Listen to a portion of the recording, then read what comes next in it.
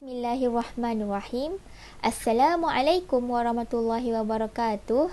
Kami daripada kumpulan 6 telah diamanahkan untuk membentangkan tajuk mengenai sifat ujub. Bismillahirrahmanirrahim. Nama saya Umi Saidatul Aisyah binti Muhammad Nazari di 18310940. Maka saya akan mulakan pembentangan saya dengan pengenalan ujub. Baiklah, sudah sedia maklum zaman ini merupakan zaman ketika mana cintakan dunia dan takutkan mati itu sangat-sangatlah menguasai jiwa manusia. Maka untuk menjaga hati ini tetap dalam tuntutan syar'i, maka seseorang hamba itu perlulah menjaga hatinya agar tetap pada jalan yang benar. Oleh itu, tidak akan mudah hatinya mendapat penyakit di mana ia akan membawa kemudaratan di dalam dirinya. Antara salah satu penyakit yang dapat mempengaruhi hati adalah sifat ujub, yakni kagum dengan diri sendiri, di mana sifat ujub ini merupakan akhlak mazmumah, iaitu akhlak yang tercela. Baiklah, pembentangan seterusnya saya akan berikan kepada kawan saya, iaitu Ashirah.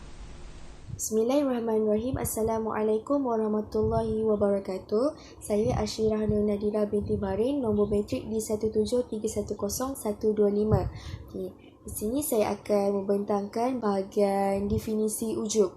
Definisi ujub ni saya bagikan kepada dua, iaitu dari segi bahasa dan juga dari segi istilah. Dari segi bahasa, ujub ini diambil dari perkataan bahasa Arab iaitu ajabah yang bermaksud kagum ataupun takjub.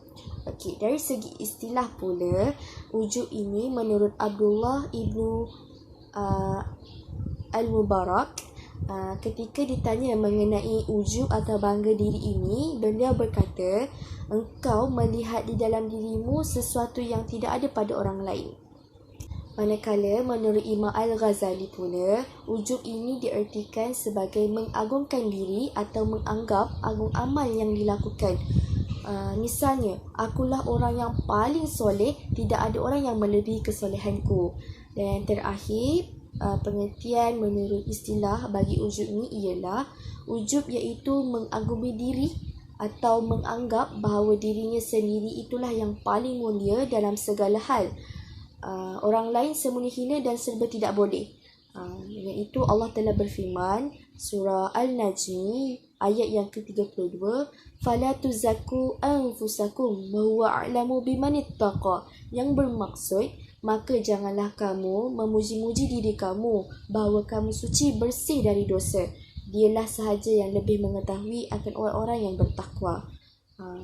Jadi maksud ayat di sini, maka janganlah kita membangga-bangga diri ataupun memuji-muji diri bahawa kita ini suci daripada dosa besar maupun dosa kecil. Kerana Allah sahaja yang maha berkuasa, yang dapat mengetahui ketakwaan seseorang itu. Sekian, terima kasih daripada saya. Slide seterusnya akan dibentangkan oleh Jihan. Assalamualaikum warahmatullahi wabarakatuh. Nama saya Nurjihan Nadira binti Ibrahim.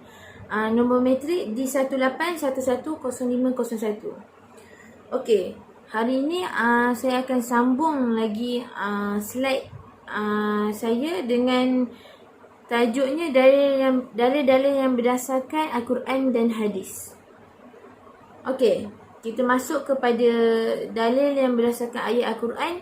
Yang pertama ialah daripada surah Al-Qasas ayat ke-78.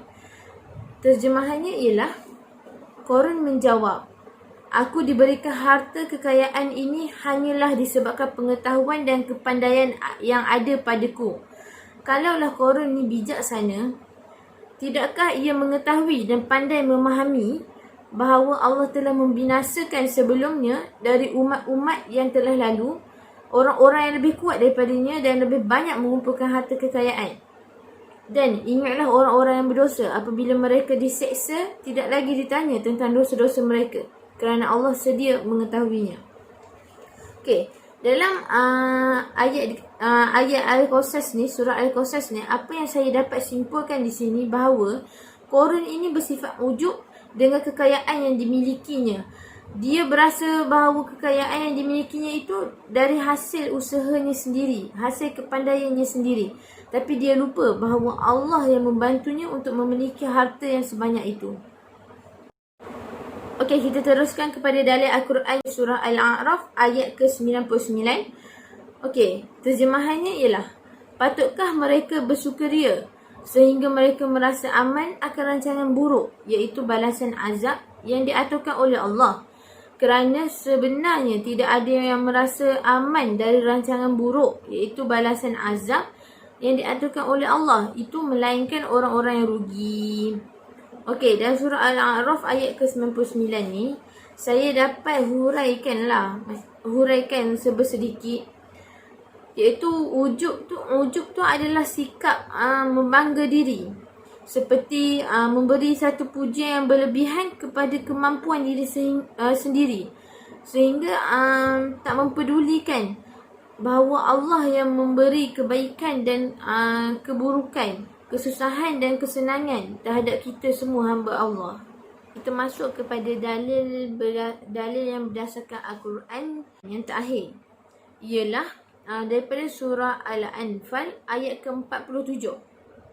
Okey, terjemahannya ialah, dan janganlah kamu menjadi seperti orang-orang yang keluar dari negerinya dengan berlagak sombong dan menunjuk-nunjuk tentang kekuatan mereka kepada orang ramai kerana hendak meminta dipuji. Serta mereka pula menghalang manusia dari jalan Allah, dan ingatlah Allah Maha meliputi pengetahuannya akan apa yang mereka kerjakan. Okey, dalam ayat ni apa yang dapat saya huraikan lah, simpulkan sedikit lah kan. Ialah Allah ni, kalau kita tengok daripada ayat di atas, Allah melarang hamba dia untuk menjadi berlagak sombong, sikap menunjuk, sikap ingin dipuji sentiasa. Allah melarang benda tu. Sebab apa? Sebab Allah lebih mengetahui apa yang hamba dia kerjakan. Okey, kita masuk kepada dalil berdasarkan hadis.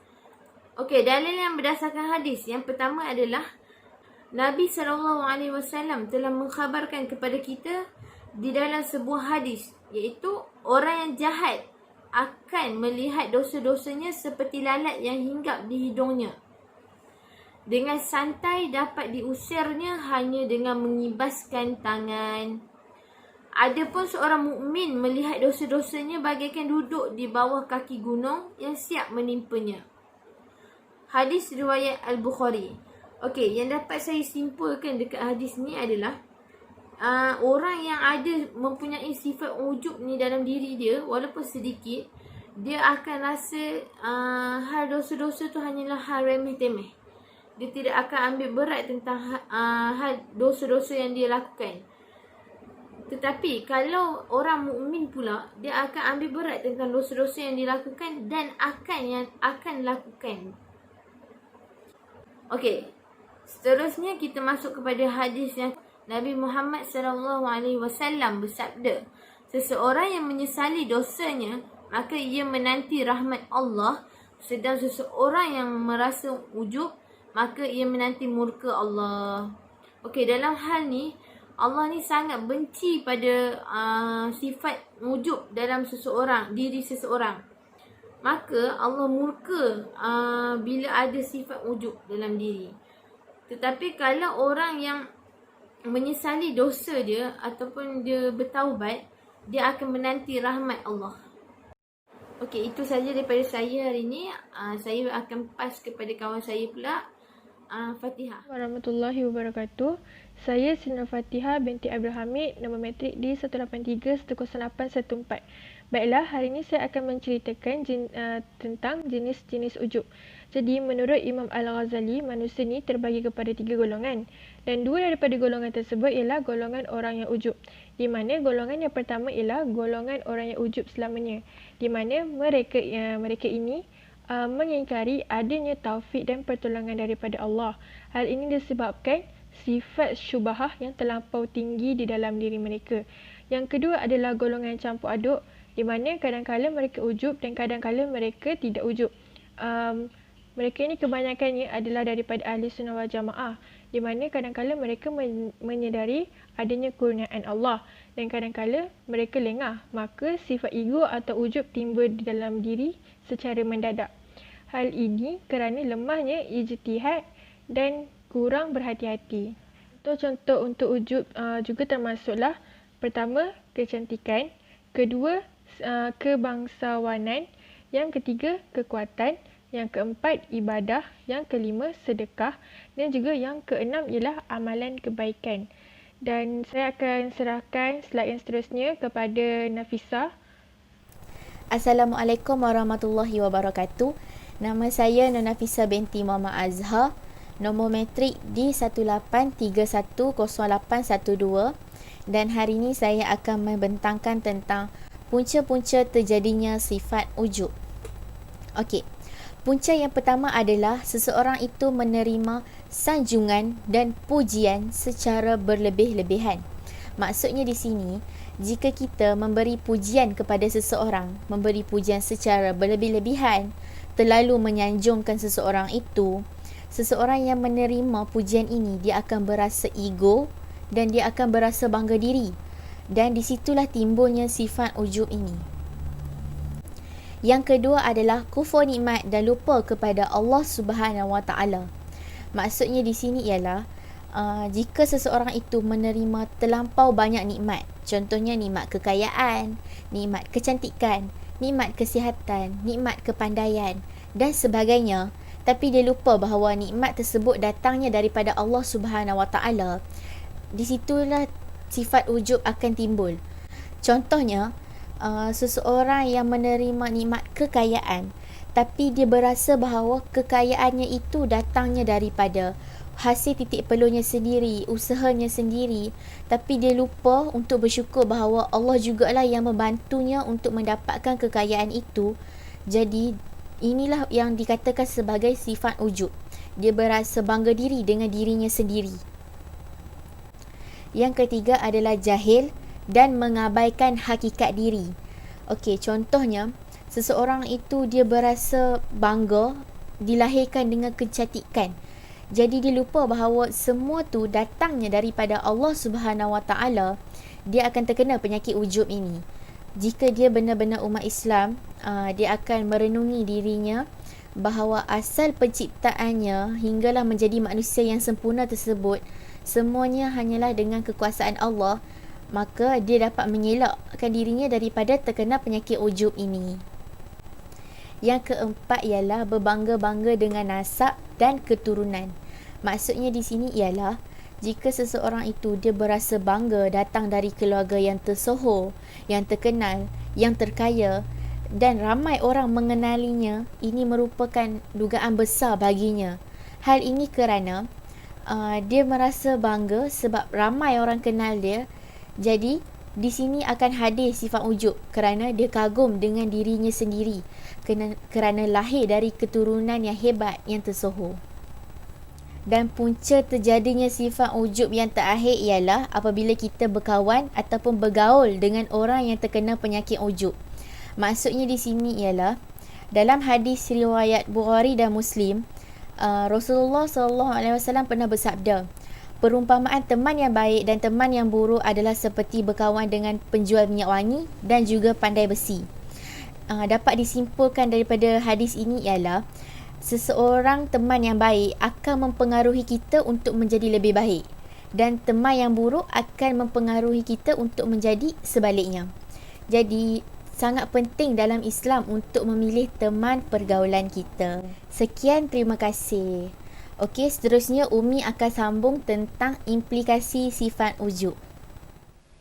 Bismillahirrahmanirrahim. Nama saya Umi Salatul Aisyah binti Muhammad Nazari di 18310940. Maka saya akan menjelaskan mengenai implikasi ujub. Baiklah, yang pertama, mampu menjerumus manusia kepada sifat sombong. Ini dapat dijelaskan di dalam surah An-Nahl ayat yang ke-59. Maksudnya, Oleh itu, masukilah pintu-pintu neraka, kekalah kamu di dalamnya, maka sesungguhnya neraka itu ialah tempat yang paling buruk bagi orang yang sombong. Firman Allah ini jelas menunjukkan bahawa sifat ujub ini merupakan sifat yang terkeji, sehingga Allah menempatkan mereka yang mempunyai sifat ujub ini di dalam neraka Jahannam. Yang kedua, orang yang mempunyai sifat ujub ini tidak takut akan azab dan kemurkaan daripada Allah Subhanahu Wa Taala. Ini kerana dia telah meyakini bahawa dirinya telah mendapat kemuliaan di sisi Allah Subhanahu Wa Taala. Di dalam surah An-Najm ayat 32, maksudnya, maka janganlah kamu mengatakan dirimu suci. Dialah yang paling mengetahui tentang orang yang bertakwa. Baiklah, yang ketiga pula, orang yang memiliki sifat ujub ini akan merasakan dirinya adalah seorang yang berjaya, sehingga dia tidak ingin lagi untuk berusaha. Malah, seseorang yang mempunyai sifat ujub ini juga merasakan dia telah melakukan banyak amal kebaikan sehingga ia nyaris meninggalkan ibadahnya. Baiklah, di dalam sebuah riwayat disebutkan bahawa Nabi Isa AS berkata, betapa banyak lampu yang padam ditiup angin dan betapa banyak ibadah yang hancur dirosakkan oleh ujub, yakni kagum diri. Terusnya ialah yang keempat, di hadapan Allah, orang yang memiliki sifat ujub ini telah lupa bahawa apa yang telah diperolehi baik dari segi kekayaan, ibadah dan kejayaan merupakan nikmat yang diturunkan oleh Allah Subhanahu Wa Taala. Akan tetapi, orang yang memiliki sifat ujub ini yakin bahawa apa yang dia dapat merupakan usaha oleh dirinya sendiri. Baiklah, yang terakhir adalah seseorang yang memiliki sifat ujub ini akan sukar untuk bergaul dan juga bekerja dengan orang lain. Rasulullah SAW memberi nasihat bagi mereka yang terjangkit dengan penyakit ujub ini untuk selalu tolong-menolong dan juga bekerjasama di dalam ke arah kebaikan. Ibnu Mas'ud mengatakan kehancuran manusia terletak pada dua hal, yakni bersikap berputus asa dan ujub. Baiklah, pembentangan seterusnya saya akan berikan kepada kawan saya iaitu Sakinah Az-Zahra. Assalamualaikum warahmatullahi wabarakatuh. Nama saya Nur Sakinah Az-Zahra binti Mat Sabri, nombor matrik D183108116. Baik, saya akan membentangkan tentang cara-cara mengatasi sifat ujub atau lebih dikenali sebagai bangga diri. Seperti yang kita tahu, terdapat banyak cara-cara untuk kita menghindari sifat ujub ini. Baik, antaranya adalah 1. Apabila perasaan ujub atau bangga diri ini muncul di hati kita, hendaklah kita melakukan perlawanan. Maksud perlawanan di sini adalah kita berusaha sekeras mungkin untuk menjauhinya dan mengingkarinya.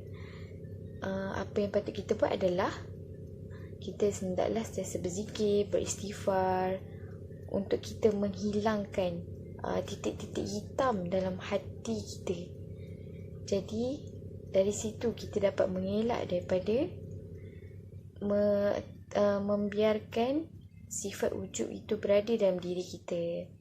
Baik, cara mengatasi sifat ujub yang kedua, kita hendaklah sentiasa mengingati kematian dan kehidupan selepas mati. Jadi, kita menginsafkan diri kita bahawa setiap manusia akan menghadapi kematian dan setiap amalnya akan dihitung oleh Allah Subhanahu Wa Taala. Maka kita akan menjauhkan diri kita dari perasaan yang menyebabkan amalan kita tidak boleh diterima oleh Allah Subhanahu Wa Taala. Seperti yang kita tahu, sifat ujub adalah sifat yang boleh menyebabkan amal ibadat dan amal soleh kita tidak diterima oleh Allah Subhanahu Wa Taala. Cara mengatasi sifat ujub yang ketiga adalah kita hendaklah menanamkan sifat rasa syukur kepada Allah Subhanahu Wa Taala atas segala nikmat pemberian terhadap diri kita.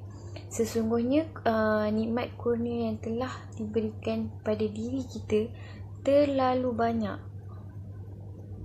Maupun kita sebagai seorang manusia ataupun terhadap makhluk-makhluknya yang lain. Dan kita seharusnya mempunyai sifat pergantungan dan pengharapan kepada Allah Subhanahu Wa Taala supaya kita dapat menyucikan sekaligus menjauhkan rohani kita dari sifat perasaan ujub itu sendiri. Sesungguhnya Allah berfirman dalam surah Ibrahim ayat 34 yang berbunyi, A'udzubillahi minasyaitonirrajim. Bismillahirrahmanirrahim. Wa atakum min kulli ma sa'altumuh wa in ta'uddu ni'matallahi la tuhsuha. Innal insana lazalumun kafar. Yang bermaksud, dan ia telah memberi kepada kamu sebahagian dari tiap-tiap apa juga yang kamu hajati. Dan jika kamu menghitung nikmat Allah, nescaya lemahlah kamu dalam menentukan bilangannya. Sesungguhnya manusia yang ingkar sangat suka menempatkan sesuatu pada bukan tempatnya, lagi sangat tidak menghargai nikmat Tuhan. Jadi saya akan memberitahu tentang kesimpulan yang kita dapat tentang sifat ujub atau lebih dikenali sebagai bangga diri ini.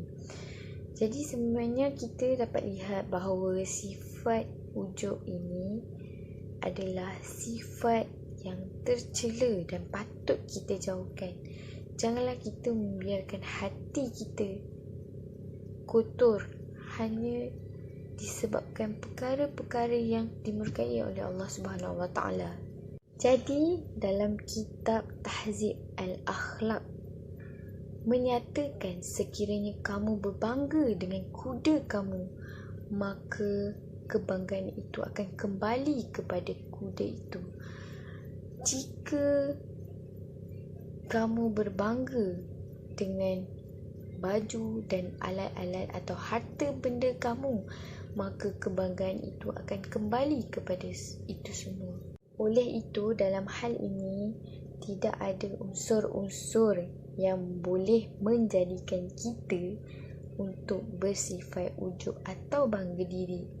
Andainya kebaikan atau kelebihan yang ada pada setiap benda yang ditinggalkan tadi kita kembalikan atau letakkannya kepada pemiliknya, maka kita akan menjadi orang yang benar.